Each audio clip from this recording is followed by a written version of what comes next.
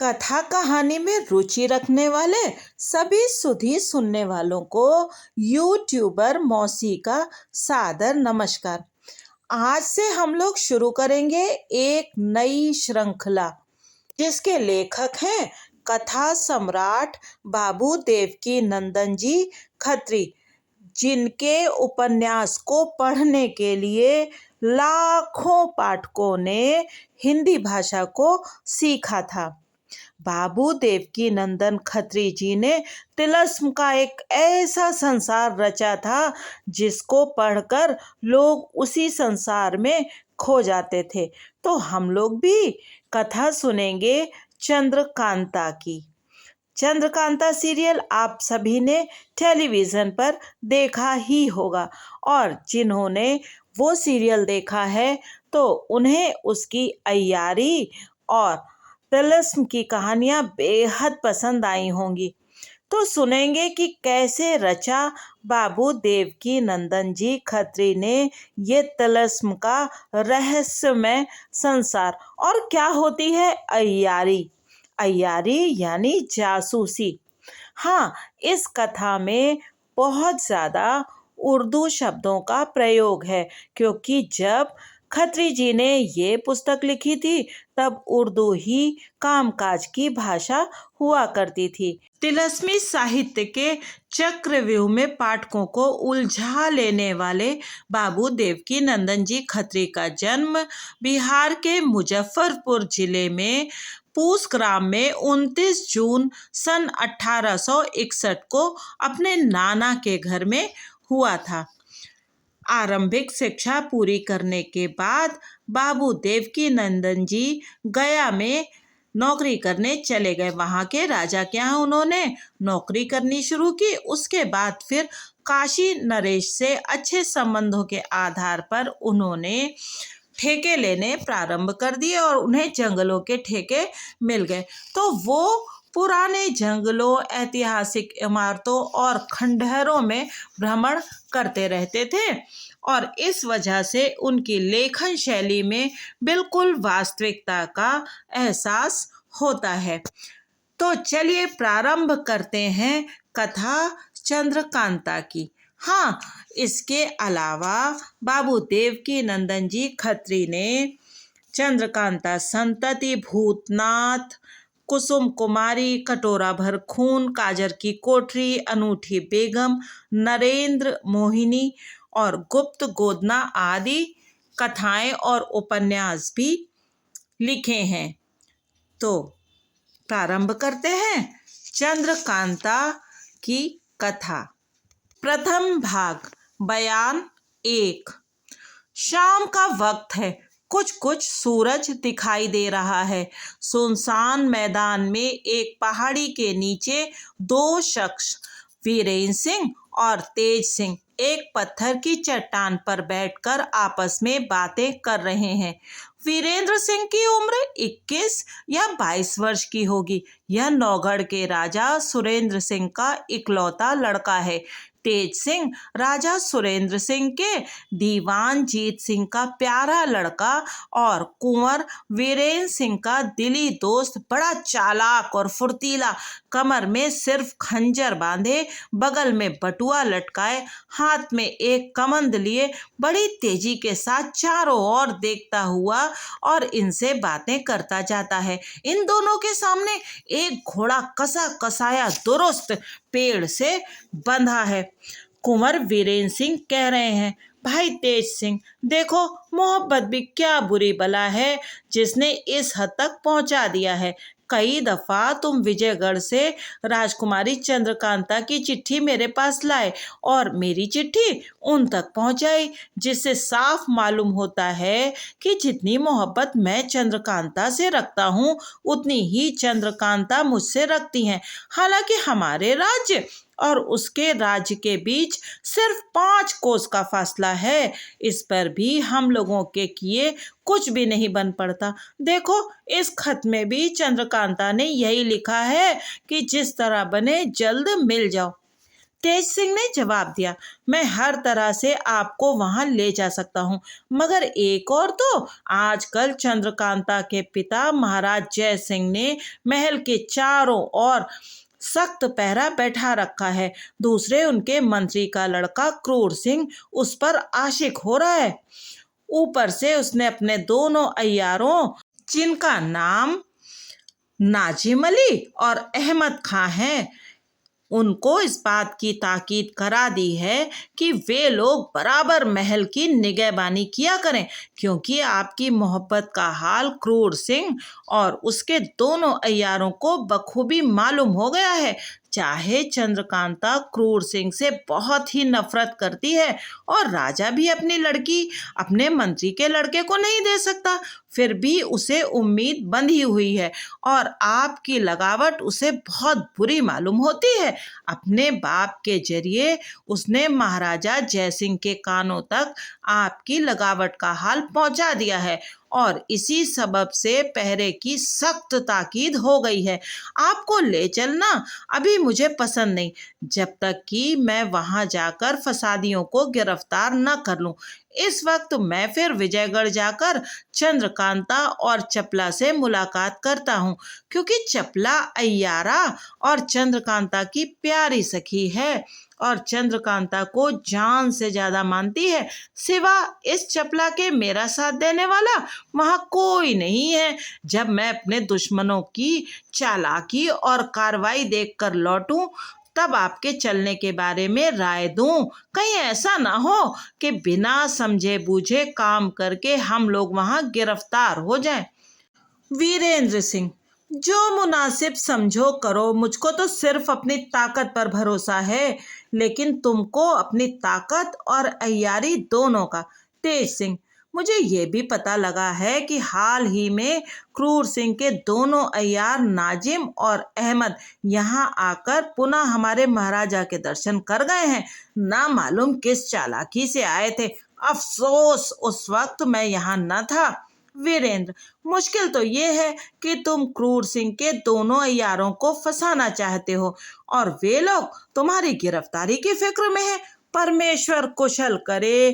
खैर, अब तुम जाओ और जिस तरह बने चंद्रकांता से मेरी मुलाकात का बंदोबस्त करो। तेज सिंह फौरन उठ खड़े हुए और वीरेंद्र सिंह को वहीं छोड़ पैदल विजयगढ़ की तरफ रवाना हुए। वीरेंद्र सिंह भी घोड़े को दरक से खोलकर उस पर सवार हुए और अपने किले की तरफ चले गए। बयान 2। विजयगढ़ में क्रूर सिंह अपनी बैठक के अंदर नाजिम और अहमद दोनों अय्यारों के साथ बातें कर रहा है। क्रूर सिंह, देखो नाजिम, महाराजा का तो ये ख्याल है कि मैं राजा होकर मंत्री के लड़के को कैसे दामाद बनाऊं, और चंद्रकांता वीरेंद्र सिंह को चाहती है। अब कहो कि मेरा काम कैसे निकले। अगर सोचा जाए कि चंद्रकांता को लेकर भाग जाऊं, तो जाऊं कहाँ और कहाँ रहकर आराम करूं? फिर ले जाने के बाद मेरे बाप की महाराजा क्या दुर्दशा करेंगे। इससे तो यही मुनासिब होगा कि पहले वीरेंद्र सिंह और उसके अय्यार तेज सिंह को किसी तरह गिरफ्तार करके किसी ऐसी जगह ले जाकर खपा डाला जाए कि 1000 वर्ष तक पता न लगे, और इसके बाद मौका पाकर महाराजा को मारने की फिक्र की जाए। फिर तो मैं झट से गद्दी का मालिक बन जाऊंगा और तब अलबत्ता अपनी जिंदगी में ऐश कर सकूंगा। मगर या तो कहो कि महाराजा के मरने के बाद मैं गद्दी का मालिक कैसे बनूंगा? लोग कैसे मुझे राजा बनाएंगे? नाजिम, हमारे राजा के यहाँ हमारी कौम के लोग ज्यादा हैं। उन सभी को आपकी मदद के लिए मैं राजी कर सकता हूँ और उन लोगों से कसम खिला सकता हूँ कि महाराज के बाद आपको राजा माने, मगर शर्त ये है कि काम हो जाने पर आप भी हमारे मजहब को कबूल करेंगे। क्रूर सिंह, अगर ऐसा है तो मैं तुम्हारी शर्त दिलो जान से कबूल करता हूँ। अहमद, तो बस ठीक है, आप इस बात का इकरारनामा लिखकर मेरे हवाले कर दें। क्रूर सिंह ने काम हो जाने पर इस बात का इकरारनामा लिखकर फौरन नाजिम और अहमद के हवाले किया। इस पर अहमद ने क्रूर सिंह से कहा, अब सब एक दिल करके हम लोगों के जिम्मे हैं। इसके लिए आप कुछ ना सोचिए। हाँ, हम दोनों आदमियों के लिए भी एक इकरारनामा इस बात का हो जाना चाहिए कि आपके राजा हो जाने पर हम ही वजीर मुकर्रर किए जाएंगे, और तब हम लोगों की चालाकी का तमाशा देखिए कि बात की बात में जमाना कैसे उलट पलट देते हैं। क्रूर सिंह ने झटपट इस बात का भी इकरारनामा लिख दिया, जिससे वो दोनों बहुत खुश हुए। इसके बाद नाजिम ने कहा, इस वक्त हम लोग चंद्रकांता के हालचाल की खबर लेने जाते हैं, क्योंकि शाम का वक्त बहुत अच्छा है। चंद्रकांता जरूर बाग में गई होगी और अपनी सखी चपला से अपनी विरह कहानी कह रही होगी, इसीलिए हमको पता लगाना कोई मुश्किल ना होगा कि आजकल वीरेंद्र सिंह और चंद्रकांता के बीच में क्या हो रहा है। ये कहकर दोनों अय्यार क्रूर सिंह से विदा हुए। बयान 3। दिन कुछ कुछ बाकी है। चंद्रकांता, चपला और चंपा बाग में टहल रही हैं। भीनी भीनी फूलों की महक धीमी हवा के साथ मिलकर तबीयत खुश कर रही है। तरह तरह के फूल खिले हुए हैं। बाग के पश्चिम की तरफ वाले आम के घने पेड़ों की बहार और उसमें से अस्त होते हुए सूरज की किरणें अपनी चमक से एक अजीब तरह का मजा दे रही हैं। फूलों की क्यारियों की रबिशों में अच्छी तरह छिड़काव किया हुआ है और फूलों के दरख्त भी अच्छी तरह पानी से धोए हुए हैं। कहीं गुलाब, कहीं जूही, कहीं बेला, कहीं मोतिये की क्यारियां अपना अपना मजा दे रही हैं। एक तरफ बाग से सटा हुआ ऊंचा महल और दूसरी तरफ सुंदर सुंदर बुर्जियां अपनी बहार दिखा रही हैं। चपला, जो चालाकी के फन में बड़ी तेज और चंद्रकांता की प्यारी सखी है, अपने चंचल हाव भाव के साथ चंद्रकांता को संग लिए चारों ओर घूमती और तारीफ करती हुई खुशबूदार फूलों को तोड़ तोड़ कर चंद्रकांता के हाथ में दे रही है। मगर चंद्रकांता को वीरेंद्र सिंह की जुदाई में ये सब बातें कम अच्छी मालूम होती हैं। उसे तो दिल बहलाने के लिए उसकी सखियां जबरदस्ती बाग में खींच लाई हैं। चंद्रकांता की सखी चंपा तो गुच्छा बनाने के लिए फूलों को तोड़ती हुई मालती कुंज के तरफ चली गई, लेकिन चंद्रकांता और चपला धीरे धीरे टहलती हुई बीच के फव्वारे के पास जा निकली और उसकी चक्करदार टूटियों से निकलते हुए जल का तमाशा देखने लगी। चपला, न मालूम चंपा किधर चली गई। चंद्रकांता, कहीं इधर उधर घूमती होगी। चपला, 2 घड़ी से ज्यादा हो गया, तब से वह हम लोगों के साथ नहीं है। चंद्रकांता, देखो वह आ रही है।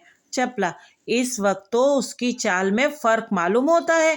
इतने में चंपा ने आकर फूलों का एक गुच्छा चंद्रकांता के हाथ में दिया और कहा, देखिए यह कैसा अच्छा गुच्छा बना लाई हूँ। अगर इस वक्त कुंवर वीरेंद्र सिंह होते तो इसे देखकर मेरी कारीगरी की तारीफ करते और मुझको कुछ इनाम भी देते।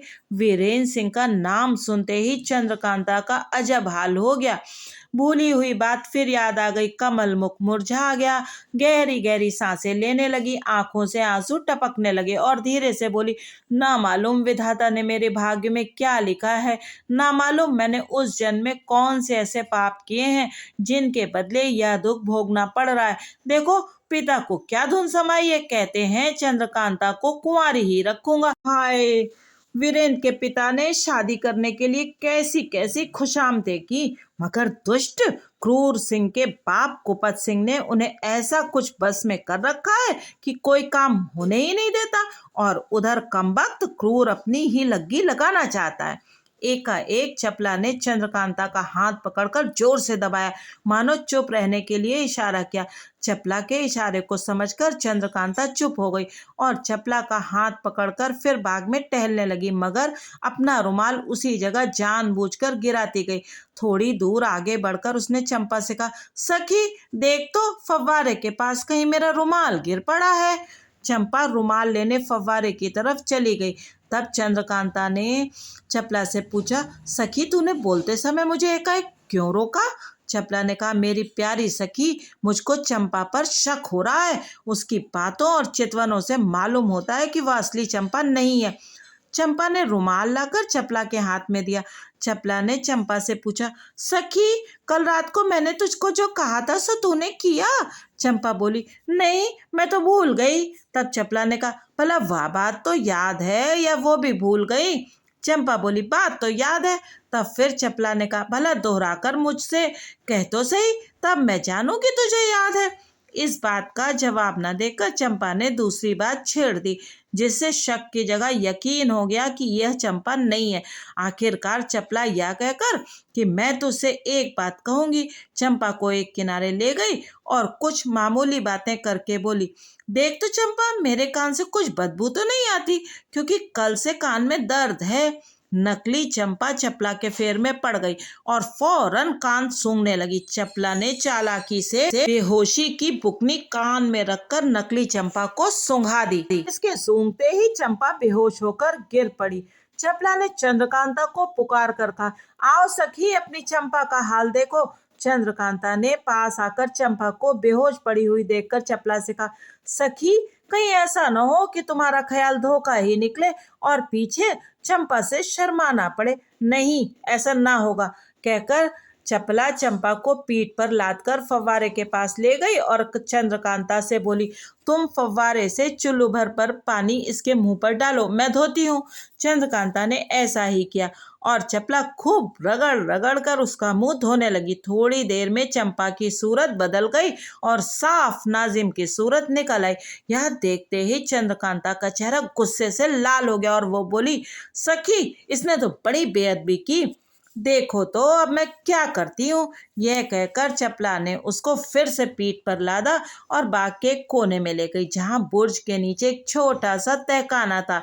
उसके अंदर उस बेहोश अय्यार को ले जाकर लिटा दिया और अपने अय्यारी के बटुए में से मोमबत्ती निकालकर जलाई। एक रस्सी से उसके पैर और फिर दोनों हाथ पीठ की तरफ खूब कसकर बांधे। इसके बाद डिबिया से लखलखा निकालकर उसको सुंघाया, जिससे उसने एक छींक मारी और होश में आकर अपने को कैद और बेबस देखा। चपला कोड़ा लेकर खड़ी हो गई और मारना शुरू किया, माफ करो, मुझसे बड़ा कसूर हुआ, अब मैं ऐसा कभी ना करूंगा, इत्यादि कहकर नाजिम चिल्लाने और रोने लगा। मगर चपला कब सुनने वाली थी, वह कोड़ा जमाए ही गई और बोली, सब्र कर, अभी तो तेरी पीठ की खुजली भी ना मिटी होगी। तू यहाँ क्यों आया था? क्या तुझे बाग की हवा अच्छी मालूम हुई थी? क्या बाग की सैर को जी चाहा था? क्या तू नहीं जानता कि चपला भी यहाँ होगी? बेईमान, अपने बाप के कहने से तूने यह काम किया, देख मैं उसकी भी तबीयत खुश कर देती हूँ। ये कहकर फिर मारना शुरू किया और पूछा, सच बता, तू यहाँ कैसे आया और चंपा कहाँ गई? मारे खौफ के उसने असल में सब बातें बता दी। वह बोला, चंपा को मैंने बेहोश किया था, बेहोशी की दवा छिड़क कर फूलों का गुच्छा उसके रास्ते में रख दिया, जिसको सूंघकर वह बेहोश हो गई। तब मैंने उसे मालती लता के कुंज में डाल दिया और उसकी सूरत बना उसके कपड़े पहन तुम्हारी तरफ चला आया। लो, मैंने सब हाल कह दिया, अब तो छोड़ दो। चपला बोली, ठहर, छोड़ती हूँ। फिर भी 10-5 कोड़े और जमा ही दिए, यहाँ तक कि वह बिलबिला उठा। चपला ने चंद्रकांता से कहा, सखी, तुम इसकी निगहबानी करो, मैं चंपा को ढूंढ कर लाती हूँ, कहीं यह पाजी झूठ ना कहता हो। चंपा को खोजती हुई चपला मालती लता के पास पहुंची और बत्ती जलाकर ढूंढने लगी। देखा कि सचमुच चंपा एक झाड़ी में बेहोश पड़ी है और बदन पर उसके एक कपड़ा भी नहीं है। चपला उसे लखलखा सुंघाकर होश में लाई और पूछा, कहो, कैसा मिजाज है, खा गई ना धोखा? चंपा ने कहा, मुझको क्या मालूम था कि इस समय यहाँ अय्यारी होगी। इस जगह फूलों का एक गुच्छा पड़ा था, जिसको उठाकर सूंघते ही मैं बेहोश हो गई। फिर ना मालूम क्या हुआ, हाय हाय, न जाने किसने मुझे बेहोश किया, मेरे कपड़े भी उतार लिए, बड़ी लागत के कपड़े थे। वहां पर उस अय्यार के कपड़े पड़े थे, जिनमें से 2 एक लेकर चपला ने चंपा का बदन ढका और कहा, मेरे साथ आ, मैं उसे दिखलाऊं जिसने यह तेरी हालत की। चंपा को साथ लेकर वह उस जगह आई जहाँ चंद्रकांता और नाजिम थे। उसकी तरफ इशारा करके चपला बोली, देख, इसी ने तेरे साथ यह भलाई की थी।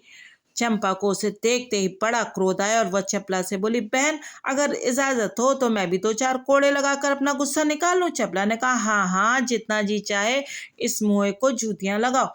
बस फिर क्या था, चंपा ने मनमाने कोड़े उसको लगाए, यहाँ तक कि वो घबरा उठा और क्रूर सिंह को गालियां देने लगा।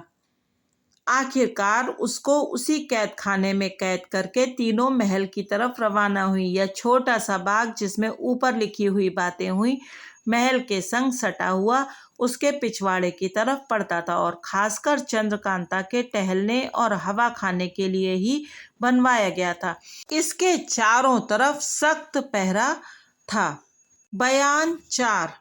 तेज सिंह वीरेंद्र सिंह से रुखसत होकर विजयगढ़ पहुंचे और चंद्रकांता से मिलने की कोशिश करने लगे, मगर कोई तरकीब ना बैठी क्योंकि पहरे वाले बड़ी होशियारी से पहरा दे रहे थे। आखिर सोचने लगे क्या करना चाहिए।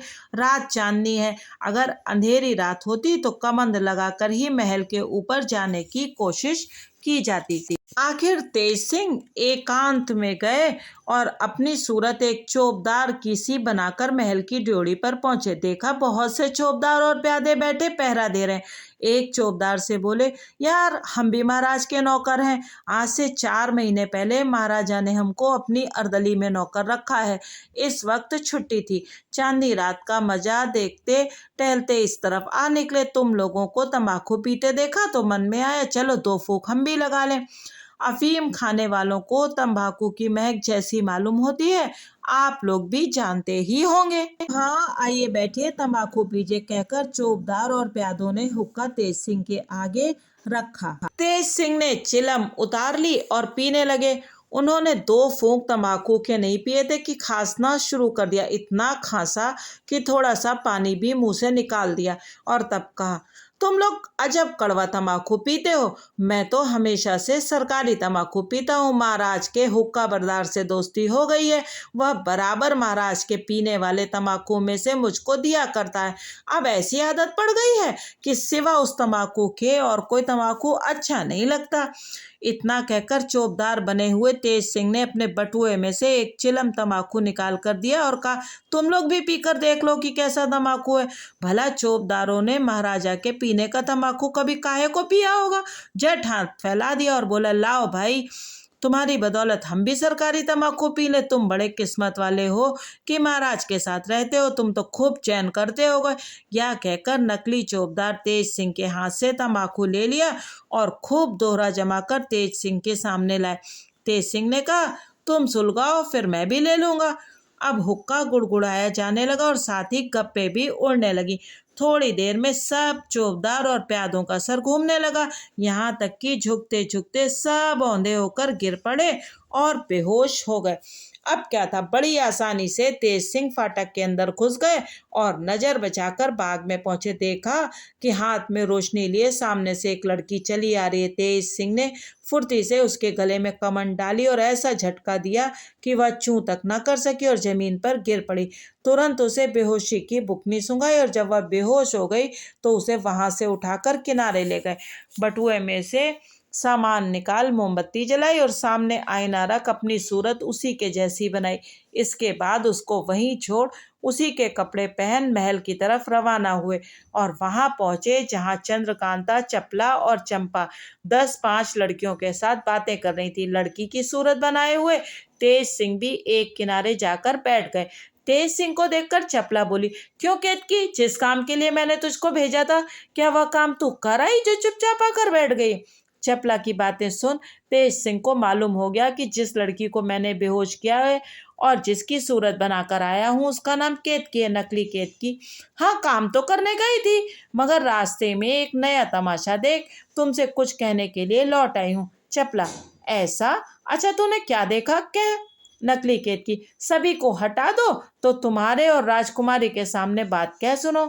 सब लड़कियां हटा दी गईं और केवल चंद्रकांता, चपला और चंपा रह गई। अब केतकी ने हंसकर कहा, कुछ इनाम दो तो खुशखबरी सुनाओ। चंद्रकांता ने समझा कि शायद वह कुछ वीरेंद्र सिंह की खबर लाई है, मगर फिर यह भी सोचा कि मैंने तो आज तक कभी वीरेंद्र सिंह का नाम भी इसके सामने नहीं लिया।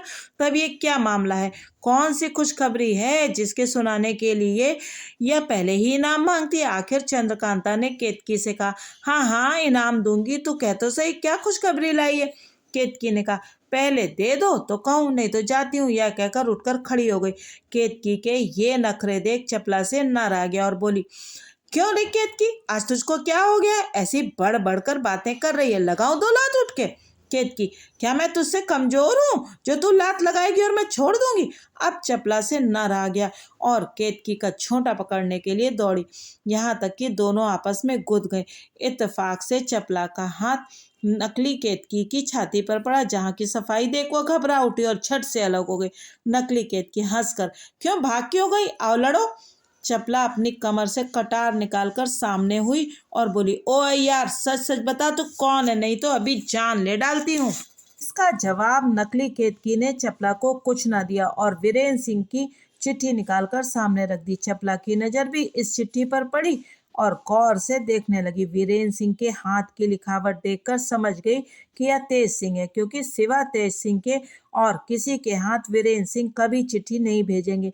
यह सोच समझकर चपला शर्मा गई और गर्दन नीची कर चुप हो गई, मगर जी में तेज सिंह की सफाई और चालाकी की तारीफ करने लगी। बल्कि सच तो ये है कि तेज सिंह की मोहब्बत ने उसके दिल में जगह बना ली। चंद्रकांता ने बड़ी मोहब्बत से वीरेंद्र सिंह का खत पढ़ा और तब तेज सिंह से बातचीत करने लगी। चंद्रकांता, क्यों तेज सिंह, उनका मिजाज तो अच्छा है। तेज सिंह, मिजाज क्या, खाक अच्छा होगा, खाना पीना सब छूट गया है, रोते रोते आंखें सूज जाएं, दिन रात तुम्हारा ध्यान रहता है, बिना तुम्हारे मिले उनको कब आराम है, 1000 बार समझाता हूँ मगर कौन सुनता है। अभी उसी दिन तुम्हारी चिट्ठी लेकर मैं गया था, आज उनकी हालत देख फिर यहाँ आना पड़ा।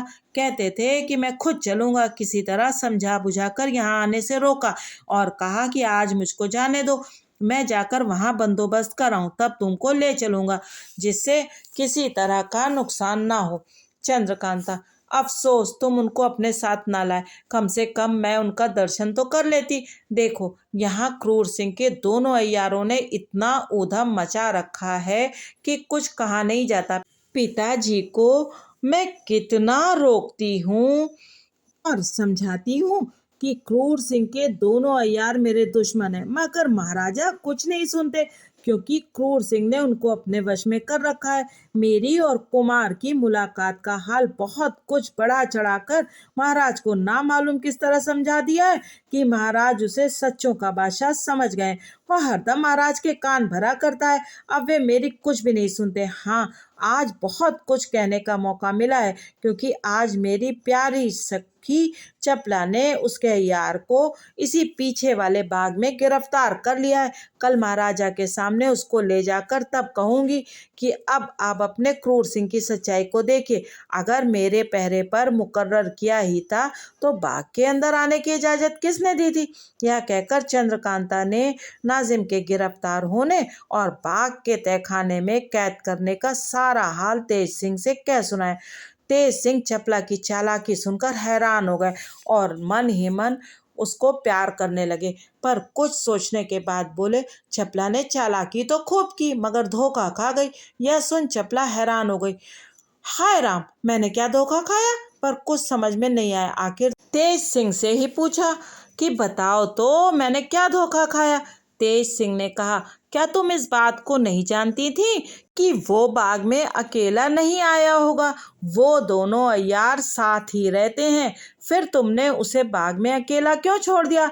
तुमको मुनासिब था कि जब उसको गिरफ्तार किया तो महल में लाकर कैद करती या उसी वक्त महाराजा के पास भिजवा देती, अब जरूर दूसरा अय्यार उसको छुड़ा ले गया होगा। इतनी बात सुनते ही चपला के होश उड़ गए और बहुत शर्मिंदा होकर बोली, सच है बड़ी भारी गलती हुई, इसका किसी ने ख्याल ही ना किया।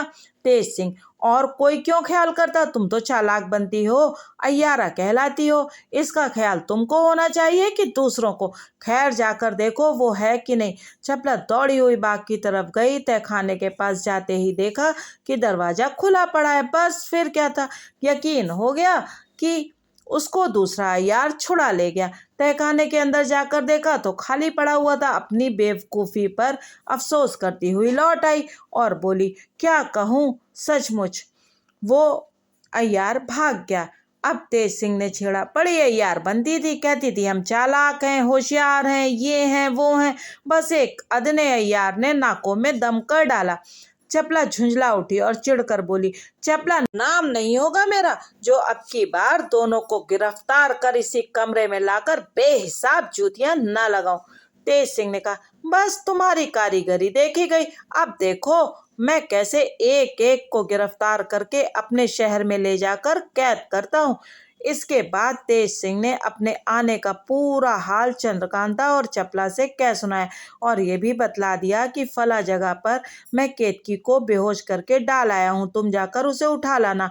उसके कपड़े मैं ना दूंगा क्योंकि इसी सूरत से बाहर चला जाता हूँ। देखो सिवा तुम तीनों के यह हाल और किसी को ना मालूम हो, नहीं तो सब काम बिगड़ जाएगा। चंद्रकांता ने तेज सिंह से ताकीद की, दूसरे तीसरे दिन तुम जरूर यहाँ आया करो, तुम्हारे आने से हिम्मत बनी रहती है। बहुत अच्छा, मैं ऐसा ही करूंगा। यह कहकर तेज सिंह चलने को तैयार हुआ। चंद्रकांता उन्हें जाते देखकर रोने लगी। रोकर बोली, क्यों तेज सिंह, क्या मेरी किस्मत में कुमार से मुलाकात नहीं बनी है? इतना कहते ही गला भर आया और वह फूट फूट कर रोने लगी। तेज सिंह ने समझा कर कहा, देखो यह सब बखेड़ा इसी वास्ते किया जा रहा है जिससे तुम्हारी उनसे हमेशा के लिए मुलाकात हो। अगर तुम ही घबरा जाओगी तो कैसे काम चलेगा? बहुत अच्छी तरह समझा बुझाकर चंद्रकांता को चुप कराया। तब वहां से रवाना हो केतकी की सूरत में दरवाजे पर आए। देखा तो दो चार प्यादे होश में आए हैं, बाकी चित्त पड़े हैं। कोई औंधा पड़ा है, कोई उठा है मगर फिर झुका जाता है। नकली केतकी ने डपट कर दरबानों से कहा, तुम लोग पहरा देते हो या जमीन सूंघते हो? इतनी अफीम क्यों खाते हो कि आंखें नहीं खुलती? और सोते हो तो मुर्दों से बाजी लगाकर? देखो मैं बड़ी रानी से कहकर तुम्हारी क्या दशा कराती हूँ। जो चौबदार होश में आ चुके थे केतकी की बात सुनकर सन्न हो गए और खुशामद करने लगे। देखो केतकी, माफ करो, आज एक नालायक सरकारी चौबदार ने आकर धोखा देकर ऐसा जहरीला तम्बाकू पिला दिया कि हम लोगों की यह हालत हो गई। उस पाजी ने तो जान से मारना चाहा था, बच गए, नहीं तो मारने में क्या कसर छोड़ी थी। देखो रोज तो ऐसा नहीं होता था, आज धोखा खा गए, हम हाथ जोड़ते हैं। अब कभी ऐसा देखो तो जो चाहे सजा देना। नकली केतकी ने कहा, अच्छा आज छोड़ देती हूँ मगर खबरदार जो फिर कभी ऐसा हुआ। यह कहते हुए तेज सिंह बाहर निकल गए। डर के मारे किसी ने ये भी नहीं पूछा कि केतकी तू जा कहाँ रही है। तो आज की कथा यहीं तक। आगे तेज सिंह, चंद्रकांता और वीरेंद्र सिंह का क्या हाल हुआ ये जानेंगे। तब तक के लिए सुनते रहिए चंद्रकांता।